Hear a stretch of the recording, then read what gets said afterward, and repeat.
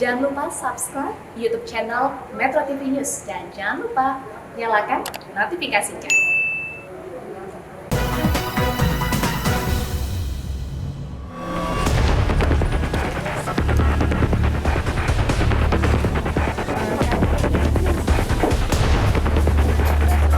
Pemerintah akan mengenakan pajak pertambahan nilai atas barang pokok atau sembako. Kenaikan PPN tersebut akan dikenakan kepada sejumlah bahan pokok seperti beras, minyak, gula, kedelai, sayuran, hingga buah-buahan. Wacana pengenaan PPN atas bahan pokok muncul dalam revisi kelima Undang-Undang tentang Ketentuan Perpajakan atau RUU KUHP yang kini dibahas pemerintah dan DPR. Ketentuan tentang PPN saat ini masih diatur di dalam Undang-Undang Nomor 42 Tahun 2009 tentang PPN dan PPNBM, yakni di Pasal 4A Ayat 2. Di dalam undang-undang itu, PPN tidak dikenakan atas bahan kebutuhan pokok yang sangat dibutuhkan rakyat. Dengan adanya wacana ini, bukan tidak mungkin pengecualian sembako sebagai objek pajak akan dihapus di Undang-Undang Pajak yang baru. Staf khusus Menteri Keuangan Justinus Prastowo menjamin pengenaan PPN sembako akan memperhatikan aspek keadilan, khususnya bagi masyarakat golongan bawah. Dalam cuitannya, Justinus mengatakan pemerintah tidak akan membabi buta dalam menetapkan pajak agar tidak mengganggu pemulihan ekonomi. Tim Liputan Metro TV. Menteri Keuangan Sri Mulyani dalam rapat kerja bersama Komisi 11 DPR RI tak ingin menanggapi rencana pengenaan pajak PPN atas sembako.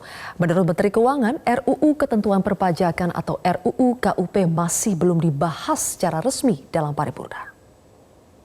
Dengan Komisi 11, tentu kami sangat tergantung nanti dengan pimpinan DPR pada saat paripurna dan sesudah disampaikan kepada Komisi 11 untuk kita bahas bersama, kita bisa melihat keseluruhannya dan di situ kita bisa bahas mengenai apakah timingnya harus sekarang, apakah fondasinya harus seperti ini, siapakah di dalam perpajakan ini yang harus bersama-sama yang disebut prinsip gotong royong tadi disampaikan oleh semuanya, siapa yang pantas untuk dipajaki, itu semuanya perlu untuk kita bawakan dan kita akan presentasikan secara lengkap. Tentu saya juga meminta maaf karena pasti semua dari Komisi 11 ditanya sebagai partnernya kami kenapa ada polisi seolah-olah sekarang itu udah naik padahal nggak ada gitu. Yang terjadi justru rakyat itu sekarang menikmati seluruh apa yang gimana belanja dan bantuan pemerintah dan insentif perpajakan. Mereka nggak bayar PPh 21, PPN-nya ditunda atau direstitusi, PPh 25-nya dikurangi. Benarkah pemerintah akan mengenakan pajak pertambahan nilai pada sembako? Saya akan bertanya langsung ke staf khusus Menteri Keuangan Justinus Prastowo. Selamat malam, Mas Justinus. Selamat malam, Mbak Sylvia. Mas Justinus, langsung saja benarkah pemerintah akan segera mengenakan PPN pada sembako? Kalau ditanya segera, tentu saja ini masih jauh dari implementasi karena RUU sendiri masih di tangan pimpinan DPR dan bahkan belum dibahas bersama dengan anggota DPR, Komisi 11. Sehingga ini masih butuh proses yang sangat panjang, Mbak Sylvia, pembahasan termasuk nanti mendengarkan aspirasi dan pendapat ahli para pelaku usaha supaya skema yang dirancang betul-betul dapat disempurnakan dan memenuhi rasa keadilan masyarakat. Jadi kita pastikan kita fokus pada pemulihan ekonomi, mengatasi pandemi dulu, dan pajak pun saat ini diarahkan menjadi insentif fiskal. Jadi kita pastikan ini belum diimplementasikan dalam waktu dekat. Oke, belum tapi sudah masuk dalam draft revisi RUU KUP ya, Mas Justinus. Jadi kenapa ada wacana dan ini sudah dimasukkan ke dalam draft revisi? Kenapa ingin membebankan PPN terhadap sembako? Ya, jadi sebenarnya pemerintah ingin menggunakan kesempatan pandemi ini. Di saat kita memberikan stimulus, insentif, kita ingin fokus pada menata kebijakan kita yang akan diimplementasikan nanti seiring pemulihan ekonomi ini sudah betul-betul terjadi. Jadi sekarang kita mulai menata. Dalam menata ini kita melihat ada banyak distorsi di dalam sistem perpajakan kita karena beberapa pengecualian yang tidak tepat sasaran.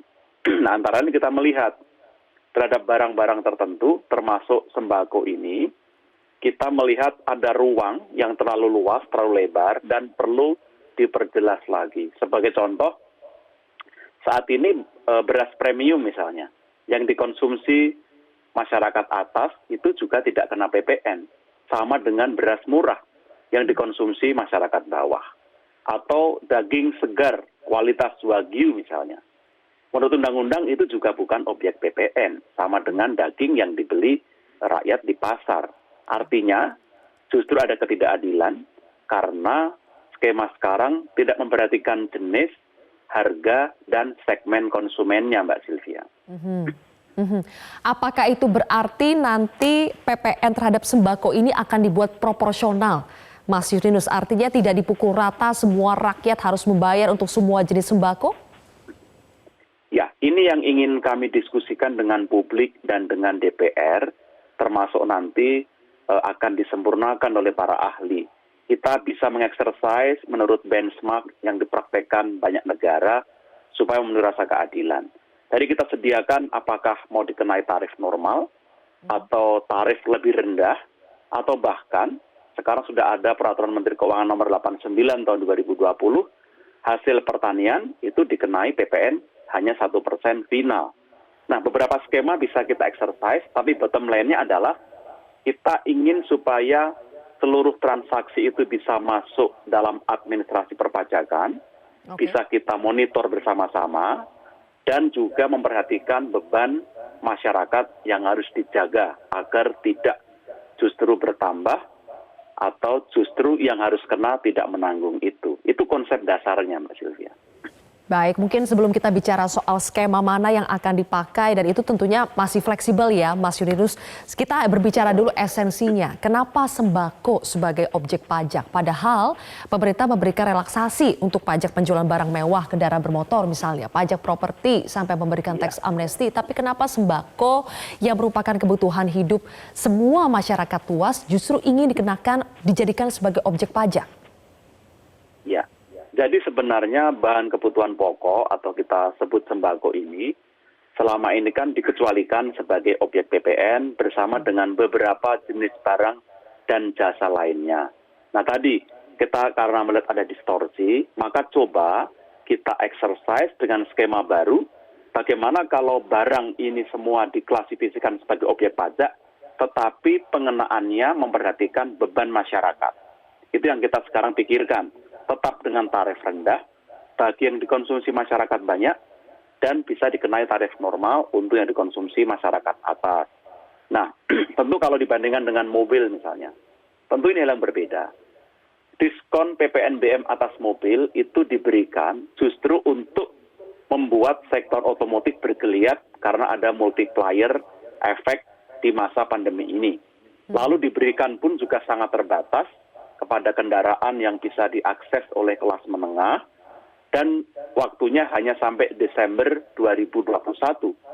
Terhadap kendaraan ini pun bukan bebas pajak, tapi masih dikenakan bea masuk kalau itu impor atau dikenakan PPN dan pajak-pajak lain di luar PPNBM. Jadi kita pastikan, Mbak Sylvia, sebelum kita mewacanakan ini, sebelumnya kita sudah memberikan insentif fiskal yang cukup banyak. Pajak UMKM ditanggung pemerintah sampai saat ini. Pajak karyawan ditanggung pemerintah sampai saat ini. Korporasi mendapat keringanan angsuran pajak dan lain-lainnya. Jadi keliru memang kalau ada anggapan pemerintah justru memperhatikan kelompok atas atau tidak adil. Justru kita berikan keadilan bagi semuanya. Oke, karena kan begini Mas Justinus, semenjak wacana ini mencuat, banyak yang mempertimbangkan bagaimana nanti dampaknya terhadap daya beli masyarakat. Tidakkah ini akan menambah beban masyarakat dan juga kita tahu selama ini kebutuhan pokok itu sangat berpengaruh terhadap jumlah penduduk miskin. Semakin sedikit saja naik harga pangan kebutuhan pokok, ini akan sangat mempengaruhi jumlah penduduk miskin. Apakah itu tidak menjadi pertimbangan oleh pemerintah? Tentu ini menjadi pertimbangan. Maka saat ini kita menyiapkan rancangan kebijakan yang penerapannya itu tergantung pada pemulihan ekonomi nasional. Ekonomi semakin pulih, ekonomi bangkit, daya beli masyarakat diharapkan meningkat, itulah saat yang tepat kita mengimplementasikan berbagai rancangan kebijakan ini. Dan kalau saya boleh ilustrasikan, Mbak Sylvia, katakanlah 1 kilogram beras harganya 10.000, kalau dikenai PPN 1% berarti bertambah 100 perak. atau menjadi 10.100. Itu sebagai ilustrasi. Dan pemerintah komit dengan penerimaan pajak yang semakin baik, dukungan untuk bansos juga semakin kuat. Maka rumah tangga miskin sampai saat ini mendapat dukungan.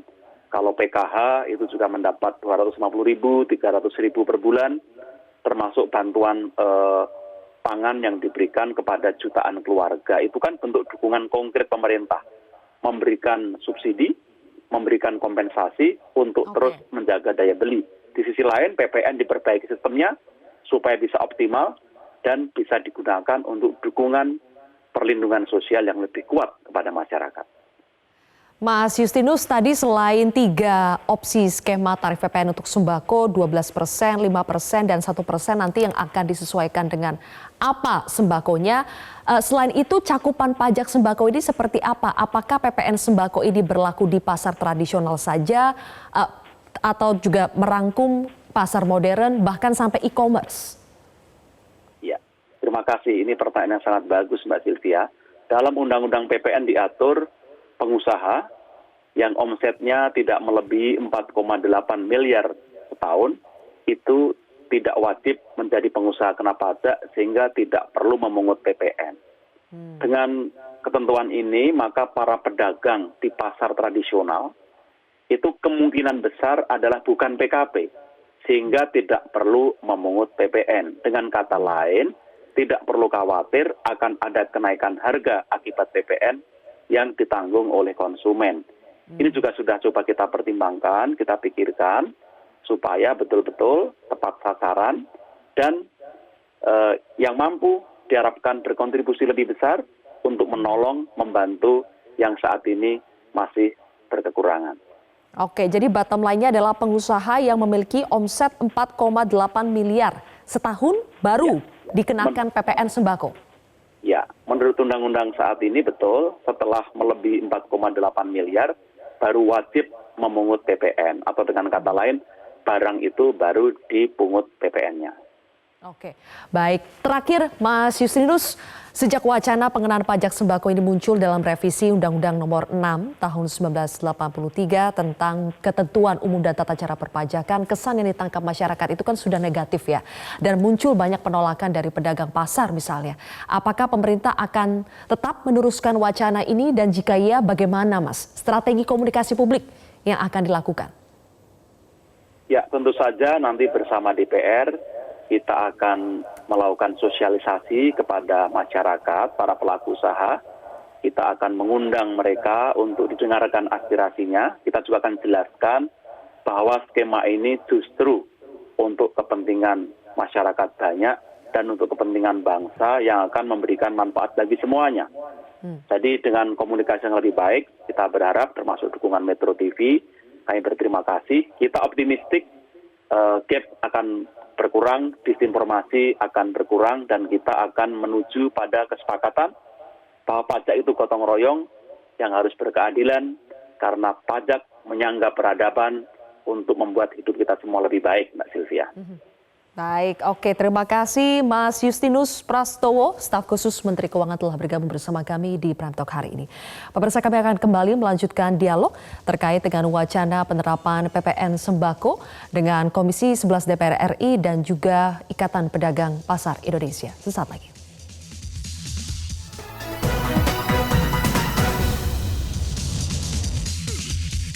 Anda kembali bersama kami di Prime Talk, pemirsa. Kami kembali membahas soal wacana penerapan PPN terhadap sembako. Kali ini bersama dengan anggota Komisi 11 DPR RI fraksi Nasdem, ada Pak Fauzi Amro dan juga Pak Abdullah Mansuri, Ketua Ikatan Pedagang Pasar Indonesia atau IKAPI. Selamat malam Pak Fauzi, Pak Abdullah. Selamat malam. Selamat malam.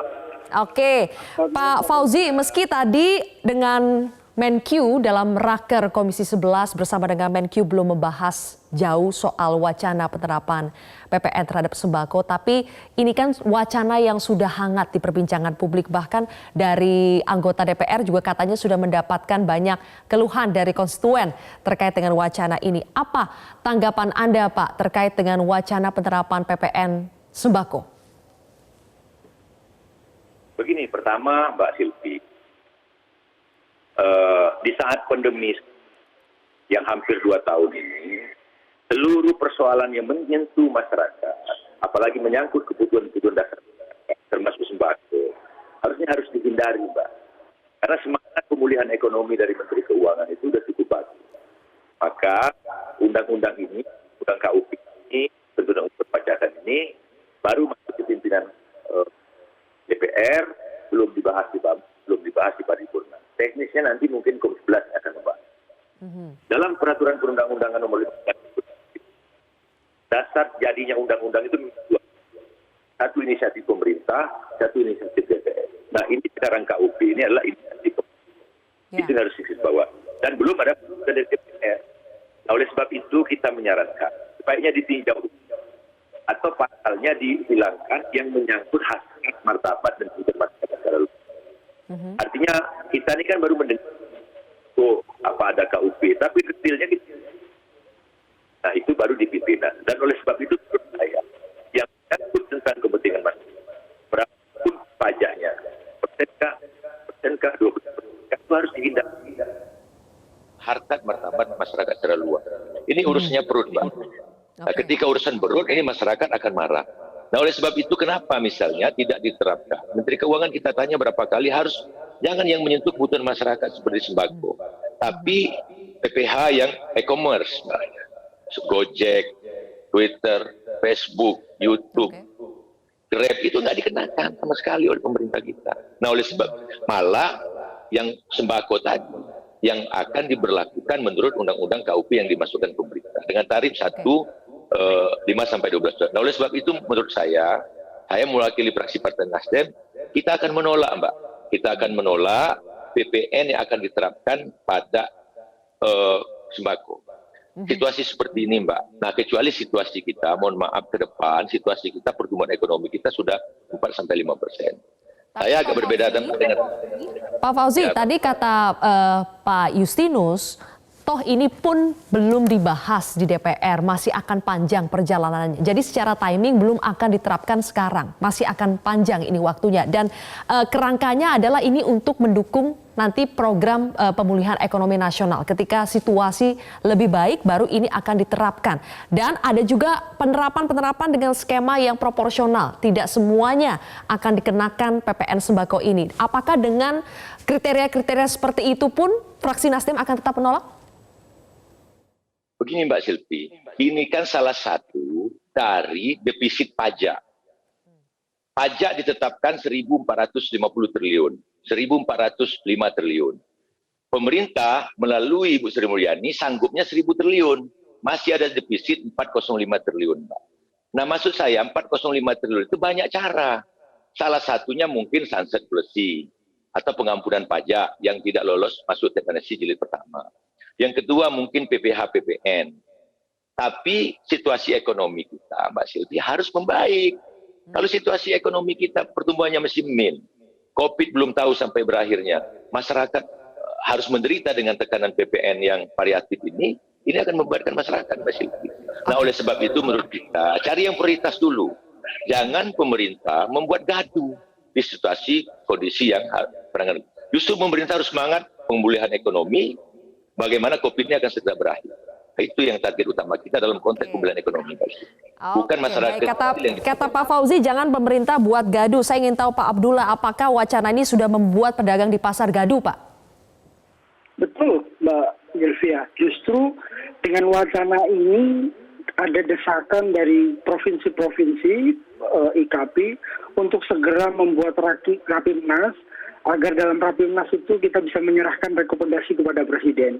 Mbak Gelvia, apa yang disampaikan oleh Pak Fauzi itu kami catat ya, dan itu penting untuk, mungkin Pak Fauzi sudah banyak konstituen yang tanya-tanya, tapi kalau fakta di lapangan, fakta pasar, Mbak, sekarang omset penurunan pedagang itu kurang lebih sekitar 60%.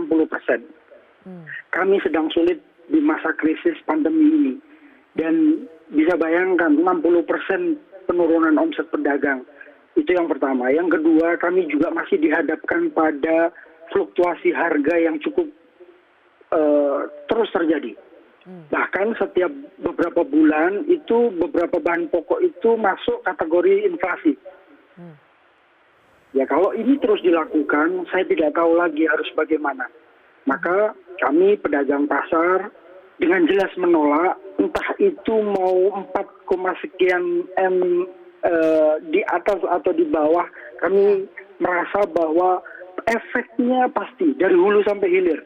Kalau mereka kena pajak, otomatis harga turun ke bawah juga akan sama gitu, akan turun juga ke bawah. Jadi Dari meskipun hilir juga begitu. PPN sembako ini akan diterapkan secara proporsional, tidak semua sembako nanti akan dilihat-lihat sembakonya yang mana saja, dan tidak semua pedagang dibebankan PPN ini, hanya pedagang dengan omset 4,8 miliar per tahun, Anda tetap menolak? Tetap menolak. Karena apa? Dari mana proporsionalnya? Dari mana? Nggak ada. Mobil tidak kena, ya. Batu bara tidak kena. Terus beberapa yang besar tidak kena. Kenapa pasar atau sembako kena? Ini nggak berkeadilan namanya. Maka dengan jelas kami menolak, tetapi kami akan melakukan upaya-upaya secara konstitusional. Karena ini sekarang pintunya sudah ada di DPR, kami juga akan melakukan komunikasi dengan teman-teman di fraksi atau di komisi mungkin. Oke, baik. Terakhir Pak Fauzi, apakah ada alternatif solusi lain jika tujuan pemerintah adalah untuk menggenjot pemasukan, untuk membantu pemulihan ekonomi nasional? Apakah sebetulnya ada alternatif lain dibandingkan kita menjadikan sembako sebagai objek pajak? Sebenarnya banyak, Mbak Silvi, opsi lain yang tidak melibatkan dan merasa masyarakat itu terganggu. Seperti misalnya ada wacana sunset policy atau pengampunan pajak. Kedua adalah bagaimana misalnya PPh e-commerce yang bisa ditingkatkan. Udah omsetnya udah triliunan. Facebook, Gojek, Twitter, YouTube gitu loh. Yang ketiga adalah situasi kayak gini Mbak Silvi, jangan membuat kegaduhan dengan penaikan PPh maupun PPN. Masyarakat kita belum siap, pengusaha kita belum siap gitu loh. Artinya opsi-opsi itu masih banyak. Ada PPh 25, ada PPN 22, ada sunset policy yang belum selesai tax amnesty kemarin, masih banyak PR tax amnesty kemarin. Ayo monggo, gitu loh. Kekurangan deposit ini jangan menimpa masyarakat kecil yang membutuhkan sembako. Ada 11 Mbak jenis sembakonya. Baik. Oke, Mulai dari terima kasih sayang sekali Pak Fauzi, Pak Abdullah, waktu kita sudah habis. Mudah-mudahan nanti ada kesempatan lain kita akan berbicara lebih panjang lagi soal ini. Terima kasih Pak Fauzi Amro, anggota Komisi 11 DPR RI fraksi Nasdem, dan juga Pak Abdullah Mansuri, Ketua IKAPI. Pemirsa, demikianlah Prime Talk hari ini. Saya Zilvia Iskandar, mewakili rekan-rekan bertugas, mengucapkan terima kasih atas kebersamaan Anda. Tetaplah bersama kami di Metro TV.